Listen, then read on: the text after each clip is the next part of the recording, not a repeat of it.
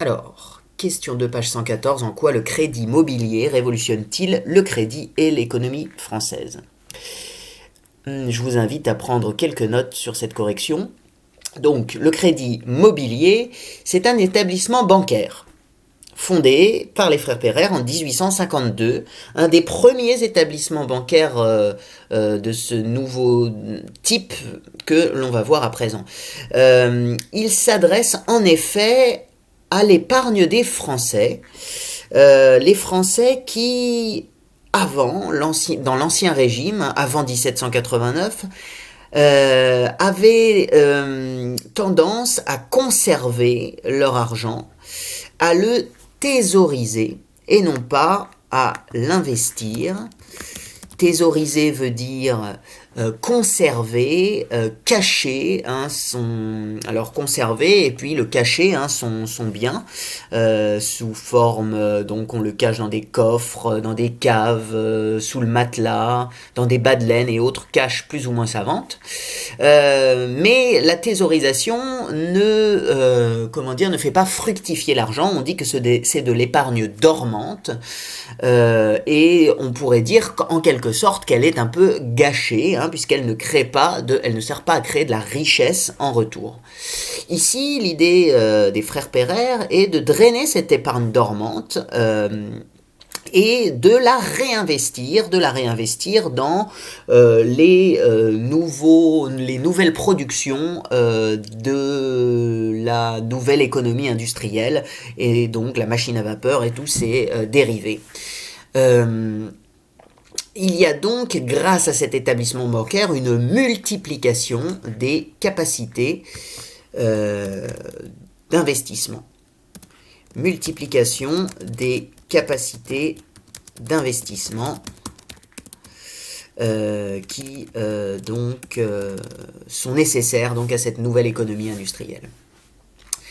Ce crédit mobilier va très bien fonctionner, du moins jusqu'à sa chute en 1867, victime donc d'investissements hasardeux, un peu trop nombreux et parfois pas très rentables. Il se trouve donc à court de liquidité en 1867 et doit donc faire faillite.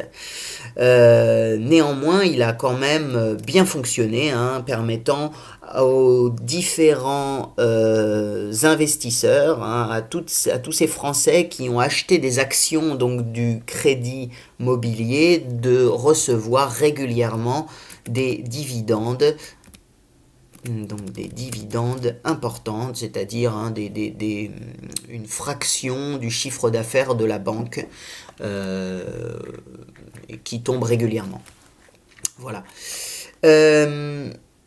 Alors, conclusion sur cette étude, sur ce point de passage sur les frères Pereire. Donc, ces frères Pereire, venant de la bourgeoisie bien établie, sont deux hommes d'affaires donc qui incarnent un nouveau type de capitalisme. Un nouveau type de capitalisme, pourquoi ?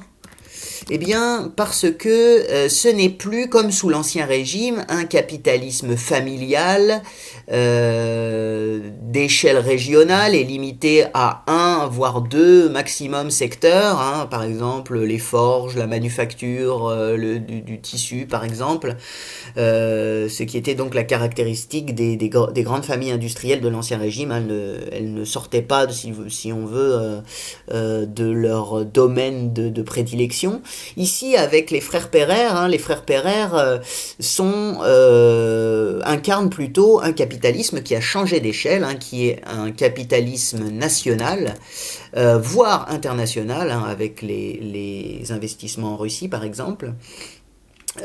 Qui est un capitalisme non pas familial, puisqu'il est ouvert à tous les Français, donc un capitalisme là encore national, puisque l'épargne est nationale, et non plus familial seulement. Et puis enfin un capitalisme, on pourrait dire, plurisectoriel, parce que, on l'a vu, il est capable d'investir à la fois dans la compagnie des chemins de fer, dans de l'immobilier, dans les transports maritimes, etc. Et tout ceci donc grâce à un établissement bancaire qui peut drainer des sommes importantes d'argent. Les frères Pereire sont donc des acteurs privés, des acteurs privés. On verra que l'État a aussi un rôle important, mais ici ce sont des acteurs privés qui sont essentiels dans l'accompagnement, dans la modernisation économique de la France sous le Second Empire. Merci.